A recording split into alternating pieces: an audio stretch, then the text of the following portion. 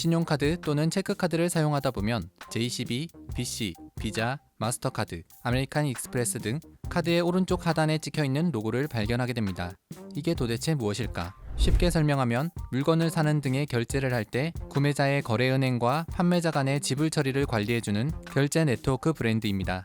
국제적으로 이 결제 네트워크가 제휴되어 있기 때문에 해외에서도 편하게 신용카드로 결제할 수 있습니다. 그런데 이 브랜드들 중 아메리칸 익스프레스는 150년 전에 역마차로 택배를 배달하던 회사였습니다. 택배와 신용카드가 무슨 관계가 있나 싶겠지만 아주 밀접한 관계가 있습니다. 워낙 오래된 회사여서 분량상 두 편으로 나눠서 제작했습니다. 이번 영상은 아메리칸 익스프레스 1편입니다.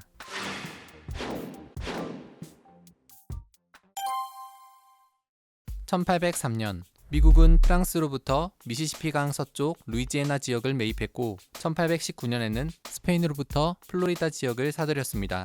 그렇게 영토를 점차 넓혀가면서 사람뿐 아니라 짐이나 우편물을 운반할 일도 많아지게 됩니다. 이때 세계 최초로 익스프레스라는 상표를 사용하여 사업을 시작한 인물이 있었습니다. 바로 윌리엄 핸든. 그는 뉴욕의 최고 중심가 월스트리트의 사무실을 얻어 핸든스 패키지 익스프레스라는 간판을 걸고 철도를 이용하여 화물 운반 사업을 해나갔습니다. 핸든은 운송 비용을 낮추기 위해서 철도 회사와 장기 계약을 하는 것이 낫다고 생각했고, 또 한편으로는 안정적으로 사업을 해나가기 위해서 좀 더 높은 요금을 지불하는 조건으로 독점 계약을 요구했습니다. 이 전략은 아주 성공적이었고 핸든의 사업은 안정적으로 자리 잡을 수 있었습니다. 이후 사업을 확장하기 위해서 바다나 강을 통한 서비스망을 구축해야 한다는 생각이 들었습니다. 그러던 어느 날 미국의 5대 호수 중 하나인 이리호에서 허드스강 상류를 이어주는 이리 운하, 그곳을 오가며 성공적으로 선박 운송업을 하던 헨리 웰스란 사람을 만나 함께 일하게 됩니다. 사업 수완이 좋았던 웰스 덕분에 핸든은 육로와 수로를 넘나들며 운송 사업을 할 수 있었습니다. 그런데 핸든과 웰스는 1년도 안 돼서 의견 대립으로 사이가 나빠지기 시작했습니다. 평소 선박 운송업을 하며 이리 운하를 오가던 웰스는 미국 중서부의 개발과 발전을 직접 눈으로 봤기 때문에 앞으로 더 발전할 거라는 확신에 차 있었습니다. 그래서 급행편 사업을 올버니에서 버팔로까지 확장해야 한다고 주장했습니다. 하지만 핸든은 이를 받아들이지 않았습니다. 결국 1841년 웰스는 혼자서라도 사업을 진행하기로 결정하고 핸든과 갈라서게 되었습니다. 이후 크로우포드 리빙스턴과 조지 포메로이의 투자를 받아 리빙스턴 앤 컴퍼니를 설립하게 됩니다. 올버니에서 버펄로 두 도시 사이에서 운송업을 하기 위해서는 해결해야 할 문제가 많이 있었습니다. 그 당시는 자동차가 등장하기 전이었고 올버니와 버펄로 사이에는 아직 철도가 놓이지 않았으며 배는 너무 느려서 익스프레스, 급행편이라는 이름을 붙이기 어려웠습니다. 그렇게 고민하던 헨리 웰스는 그중 가장 빠른 운송수단인 역마차를 이용하기로 결정하고 직접 배달원이 되어 화물을 운송했습니다. 그러던 1843년 웰스에게 천금 같은 소식이 들려왔습니다. 올버니와 버펄로 사이에 철도가 개통된 것이었습니다. 덕분에 웰스의 회사는 급성장했고 어느새 혼자서 사업을 운영하기에 벅찬 상황에 이르게 됩니다.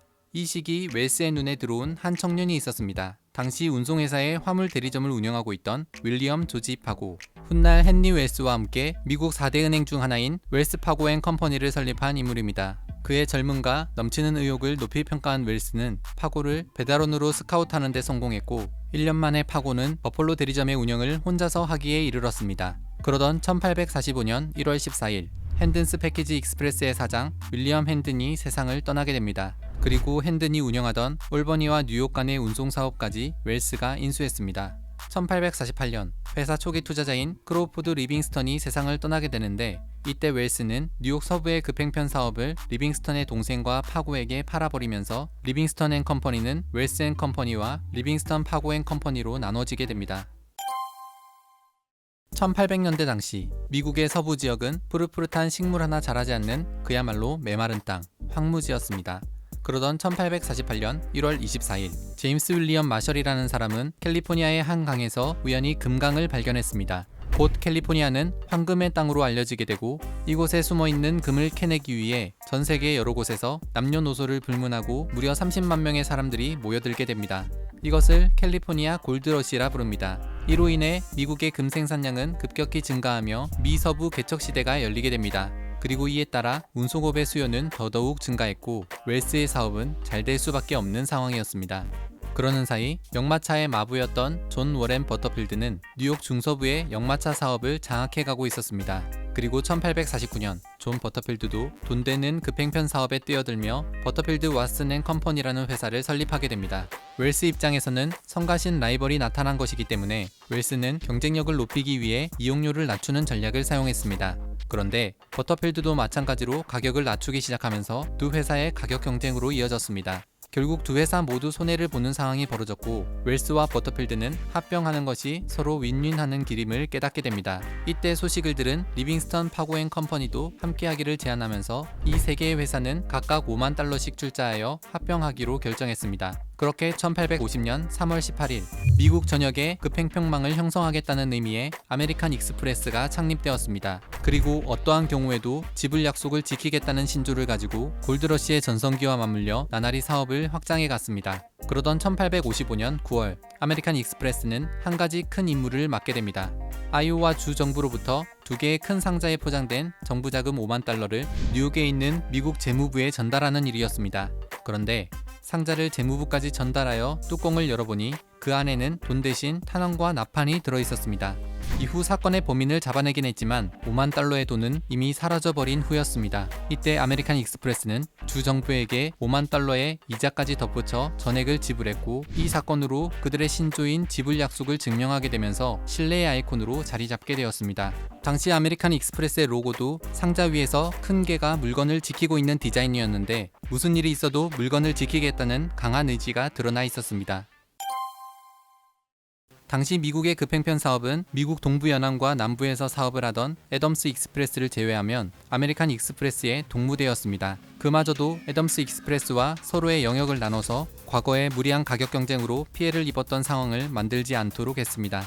그런데 어느 순간부터 아메리칸 익스프레스의 독점에 대해 안 좋은 시선이 있음을 깨닫게 되었습니다. 그래서 마치 독점이 아닌 것 같이 위장할 방법을 찾아냈습니다. 일반인들의 눈에는 아메리칸 익스프레스의 경쟁사처럼 보이지만 실제로는 경영을 지배할 수 있는 자회사를 만드는 것이었습니다. 그렇게 1855년 내셔널 익스프레스의 설립을 시작으로 여러 개의 급행편 회사를 설립하여 실질적으로는 수익을 독점할 수 있었습니다. 그러던 1861년 미국 남북 전쟁이 일어났습니다. 하지만 아메리칸 익스프레스는 이 또한 기회로 만들었습니다. 병사들의 편지나 훈장, 기념 탄피 등을 고향의 부모와 연인에게 전하는 일을 했고 목숨을 건 위험한 임무였기 때문에 그만큼 큰 수익을 얻었습니다. 1862년 아메리칸 익스프레스는 1,500명의 사원과 890개의 사무실 대리점을 운영하며 미국 전역에서 급행편 사업을 하고 있었습니다. 이는 미국 전체의 우체국 수보다 많은 수준이었습니다. 때문에 미국의 우체국은 급행편 사업 폐지안을 의회에 제출하면서까지 아메리칸 익스프레스를 견제하기 시작합니다. 하지만 급행편에 비해 우체국의 배달 업무는 너무 느렸기 때문에 받아들여지지 않았습니다. 우체국은 다른 전략을 찾아야만 했고 결국 우편한 어음 시스템을 만들어 의회에 취급 승인을 받게 됩니다. 우편한 어음 시스템은 송금자가 가까운 우체국에 가서 보내고자 하는 현금의 금액이 쓰여진 머니오더를 구매, 작성하면 현금 대신 머니오더가 우편으로 배달되어 이를 받은 사람은 해당 우체국에 가서 다시 현금으로 교환하는 방식이기 때문에 직접 현금을 보내는 것보다 안전했습니다. 그렇게 1864년 우편국에서 시작된 우편한 어음 사업 때문에 아메리칸 익스프레스는 큰 타격을 입게 됩니다. 현금을 운송하는 일은 독점적으로 운영하고 있었고 그만큼 위험성도 있었기 때문에 이용료가 제법 비싼 편이었습니다. 하지만 우편국에서는 좀 더 저렴한 수수료로 머니오더를 운영했기 때문에 점차 사람들이 몰리기 시작했습니다. 아메리칸 익스프레스는 별다른 대안이 없었지만 1882년이 돼서야 마르셀러스 벨이라는 직원이 기획한 방식으로 머니오더 사업을 시작하게 됩니다. 아메리칸 익스프레스의 머니오더는 왼쪽에 1달러에서 10달러까지 5센트 단위로 쿠폰을 인쇄하여 쿠폰을 가위로 오려서 금액을 표기하는 방식을 사용했습니다. 이는 펜으로 금액을 쓰는 방식이라 액수를 변조하기 쉬웠던 우편국의 머니오더와 차별점을 두기 위한 아이디어였습니다. 조금 늦긴 했지만 전국적으로 퍼져있는 사업장을 활용하여 아메리칸 익스프레스의 머니오더 사업은 활성화되었습니다. 1890년대 말에 와서는 머니오더의 연간 매출이 350만 달러에 이르게 됩니다. 그런데 머니오더의 시스템상 생각지 못한 이익이 발생하게 됩니다. 송금자가 머니오더를 구입하여 발송하면 며칠 뒤 수취인이 받아서 해당 금액을 받게 되는데 그 사이의 시간 동안 이 금액은 아메리칸 익스프레스에 머물러 있는 유보 자산이 됩니다. 또한 수취인에게 이자를 줄 필요도 없었습니다. 사업의 규모가 커져가면서 수중에 있는 유보 자산도 엄청나게 커졌고 유보 자산을 활용한 투자를 통해 막대한 수익을 거두게 됩니다. 우편국에 대항하기 위해 시작한 머니오더 사업이었지만 어느새 아메리칸 익스프레스는 금융업과 급행편 사업 모두 성공적으로 자리 잡고 있었습니다. 그러던 어느 날 아메리칸 익스프레스의 정체성이었던 급행편 사업을 중단할 수밖에 없는 사건이 발생합니다.